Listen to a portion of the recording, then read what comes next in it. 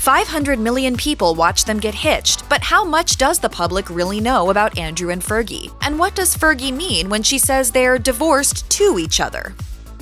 The public has long been fascinated with royal couples. It seems we have an endless appetite for what appear to be fairy tale love stories. There's Will and Kate, Meghan and Harry, or back in the day, Charles and Diana, or even Elizabeth and Philip. There is one royal couple that we don't talk about much these days, Prince Andrew and Sarah Ferguson, or as she was fondly known in the 80s and 90s, Fergie. In their heyday, these two were royal favorites. In fact, the BBC reported that 500 million people from around the world tuned in to watch their wedding. These days, however, Andrew and Ferguson aren't exactly the fairy tale couple we once thought they'd be. The couple divorced in 1996, and Andrew is now going through a controversial legal battle after being accused of sexual assault. You were staying at the house of a convicted sex offender.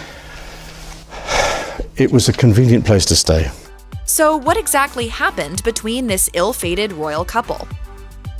Prince Andrew, the third child of Queen Elizabeth II, and her husband Prince Philip reportedly had a string of unsuitable girlfriends. As a 1986 Vanity Fair article reported, however, that all changed when he reconnected with Sarah Ferguson, who was a childhood friend of the family, at the Royal Ascot in 1985. At the time, Ferguson was a good friend of Princess Diana, and apparently it was she who introduced Ferguson to her brother-in-law, hoping it would develop into something romantic. After Andrew's prior romantic attachments, Ferguson was allegedly quickly embraced and accepted by the royal family. Even though she was deemed suitable, she and Andrew seemed to have a real spark, too. In fact, their connection was so strong they dated for less than a year before Andrew proposed on his 26th birthday. Sarah Ferguson and Prince Andrew tied the knot on July 23, 1986. The royal wedding was an extravagant, hugely publicized affair. According to Hello magazine, Ferguson traveled to Westminster Abbey in a carriage with her father, waving to the thousands of people who lined the streets along their route. Ferguson, like other royal brides, didn't skimp when it came to her wedding dress, according to Town and Country. She wore a satin gown covered in hearts, along with anchors and waves to symbolize her love for Andrew, who was a naval officer, and thistles and bumblebees to symbolize her own family crest. In 2021, Ferguson spoke of her wedding day during an appearance on Italian TV, calling it the happiest day of her life. After their wedding, tensions grew fairly quickly between the couple. For one thing, Prince Andrew's naval career meant that Sarah Ferguson was often left on her own. She recalled to Harper's Bazaar in 2018, "I married my boy, who happened to be a prince and a sailor, because I loved him, and still do. My only condition being I have to be with you." And 2 weeks after the wedding, the courtiers told Andrew, who thought he'd be stationed in London, "You have to go to sea." Ferguson went on to explain that he wasn't even there for most of her first pregnancy, telling Harper's, "When Beatrice was born, Andrew got 10 days of shore leave, and when he left and I cried, they all said, 'Grow up and get a grip.'" In addition to the strain caused by his absence, Ferguson was also unused to life as a royal. Now, it's not a fairy tale, it's real life in there, well, so to speak. They think it's real life in there. Okay. You know? Like other royal brides, she found herself under constant public scrutiny. As she told The Times in 2021, "When you marry into the family, you give up your anonymity, and that comes with challenges but also opportunities."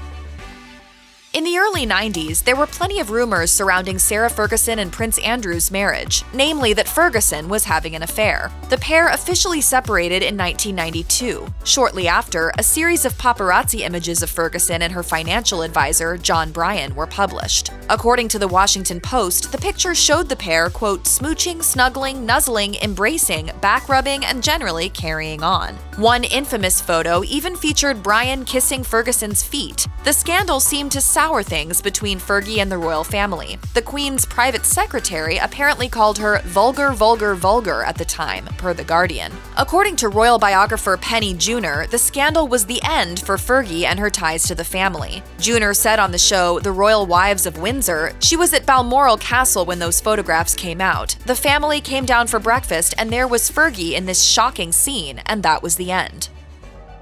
Even though Sarah Ferguson and Prince Andrew separated in 1992, they didn't officially divorce until 1996. As Ferguson later told Harper's Bazaar, she ended up striking a deal with the Queen. Apparently, Ferguson wanted to earn her own money. She told Harper's, "It's not right for a princess of the royal house to be commercial, so Andrew and I decided to make the divorce official so I could go off and get a job." As Ferguson went on to explain, she only had one request. As she put it, she wanted, quote, "friendship, not money." Instead of asking for a large divorce settlement, she requested that she could remain close to the royal family. This meant that Ferguson left the marriage without having to fight the Queen for money. In the end, her settlement was just £15,000 a year. And even though Ferguson claimed to want a small settlement, according to The Guardian, she was bitter not to have been given a little more. Sarah Ferguson and Prince Andrew are definitely an unusual divorced couple. As of February 2022, the pair are still living under the same roof more than 25 years after their divorce. Apparently, the pair live at Royal Lodge, Prince Andrew's official residence, a home that is part of the Windsor estate. As Ferguson explained to The Telegraph, their bizarre living situation has meant they've been able to co-parent their 2 children. She told the outlet, "We are co-parents who support each other and believe that family is everything. I'm proud of the job we have done together in bringing up our children and sustaining a strong family unit." As far as Ferguson is concerned, Royal Lodge isn't exactly her home. She told The Times, "I travel a lot. When I'm in the UK, I'm lucky enough to stay at Royal Lodge. I wouldn't call it my home, as that would be presumptuous."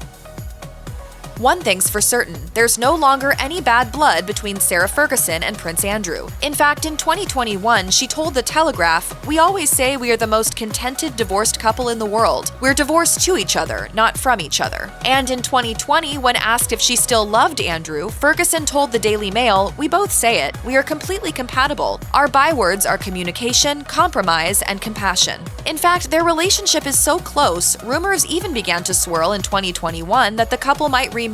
Of course, the sexual assault allegations against Andrew and his connections to the late Jeffrey Epstein may have caused a rift between him and his ex-wife. He knows exactly what he's done, and I hope he comes clean about it. However, it seems that Fergie is determined to stand by him. Royal biographer Penny Junor told The Guardian, "She has not just stood silently by his side, she actually speaks out in favor of him." Check out one of our newest videos right here. Plus, even more list videos about the royal family are coming soon. Subscribe to our YouTube channel and hit the bell so you don't miss a single one.